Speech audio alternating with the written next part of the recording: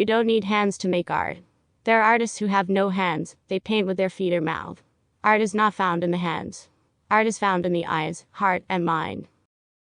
When I was very young, my father brought home a videotape. It was about a man named John Fopp, and to this day I still remember his name because he was born without both of his arms. The documentary was about him, talking about the challenges he encountered in his life not having hands and arms. Although the footage on the video reveals a more astonishing story, you can see him write with his feet, even typing on a computer that's on the floor. He can eat and cook with a spoon and spatula between his toes.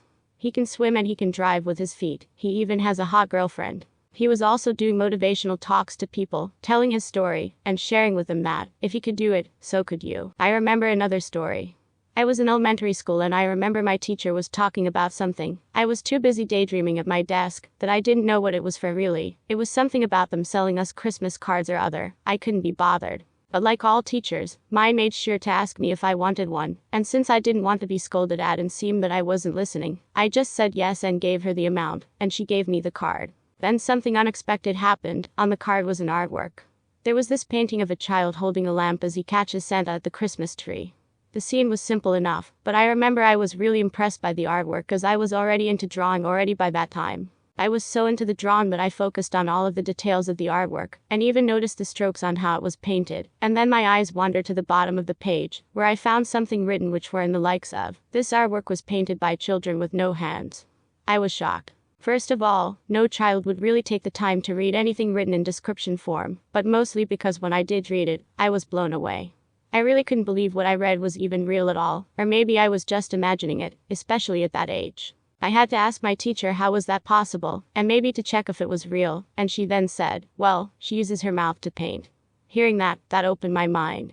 As a kid who already draws, I can tell you that single fact made me realize you didn't have to have any hands to make art. Also, it turned out that the card that I just bought was for the benefit of children artists who painted the artwork on the card. And a third story that I would like to share: my wife and I are both artists and both our fathers are artists too. As we were both growing up, we both always got the comment, "You've inherited your father's hands," especially of course by those who knew that our fathers draw and paint well. Of course, however, no one really inherits one's hand. As if it can be removed and swapped to another person.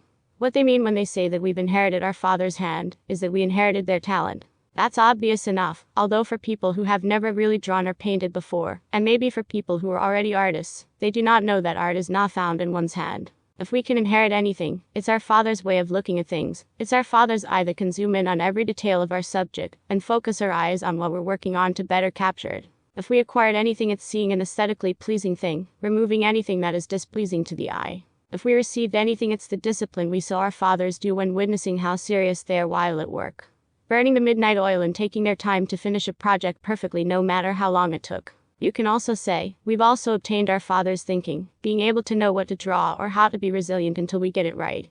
We've inherited the knowledge and wisdom they've given us so that we can overcome any obstacles in our way. We are heirs of their techniques on how they do things. They taught us the tricks of the trade to make our work one of a kind, which at first, we took for granted, but now in hindsight, those lessons were crucial, and were the pillars and foundations of us starting with our art.